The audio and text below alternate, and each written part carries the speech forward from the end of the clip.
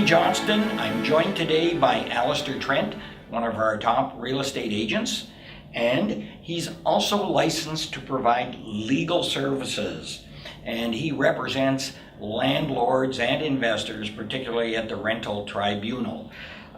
So Alistair, welcome again. Thanks, Jimmy. You know, the hot topic seems to be marijuana and the legalization of marijuana. So how do you think that will affect rentals in Ontario? Well, from a practical level, not really that much. It's very similar to smoking tobacco, which I argued the first case about in 2008. The main reason that you can evict a tenant is for disturbing other landlords, interfering with the landlord's rights, or causing damage to the property. And whether something's legal or illegal really doesn't come into it that much. So what you're saying is, even if it was illegal to smoke marijuana, you can't evict a tenant just for that. It has to be them impacting other tenants? Yeah, absolutely. The same thing with any type of illegal activity. While you can give a notice to a tenant for committing an illegal act on the premises, the test that the board applies is what impact that illegal act has on other people. So, for example, if you live in a building and tenants smoke marijuana and the smell disturbs other residents of the building or other tenants of the building, you can certainly serve them a notice to evict. But if someone's sitting in their apartment and commits a tax fraud, for example, which has no impact on anybody, then even though it's highly illegal, you won't be able to evict the tenant for doing it. Interesting point. So, you know, I see the primary problem as being in condo buildings. What about tenants in low-rise, a semi-detached or a detached house, for example? Well, those are difficult. In a detached home, for example, where there are no other tenants and the landlord doesn't live there, then it'll be almost impossible to evict the tenant for smoking marijuana because there's nobody else to disturb.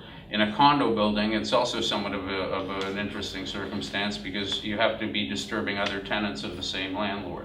And in a condo building, there are other owners or tenants of different landlords. So basically, it makes it far more difficult. If the smoking of marijuana disturbs other owners or other tenants of other owners, then you complain to the condo board, and the condo board writes a letter to the landlord, and the landlord can then evict based on interference with their legal rights because it's causing them a problem with the condo board. So what about if a condo board just passes a bylaw that says no marijuana in the building, even though it's legal? Well, again, you would have the people would have to complain. If the tenant does anything that interferes with the relationship between the condo board and the landlord, then you can serve a notice on that basis. So yeah, so if the condo board came to me as an owner of a unit and complained that my tenant was smoking marijuana, or even cigarettes for that matter, and they had a no smoking law, then leaning on me, I then would have the authority to evict the tenant? Yeah, absolutely, because it's interfering with your legal interest and interfering with your relationship with the condo board and exposing you to potential litigation from the condo board. So what can we conclude from this, Alistair? Seems to me that if somebody wants to smoke marijuana, they better own their own property, and it better be a single detached property or rent a single detached property. Otherwise, there's lots of other people that can create problems for you. Well, basically there's not much to be taken out of it other than the fact that if you're not to engage in conduct that disturbs other people, whether it be other tenants, other owners, the condo board, whether you're an owner or a tenant, it basically works the same way. In any case, if you disturb other people or you're smoking, whether it be tobacco or That's marijuana. my point. I now was going to just, in summarizing, Alistair, we've talked about the impact of marijuana, and smoking has the same regulations and rules in a condo unit as does marijuana.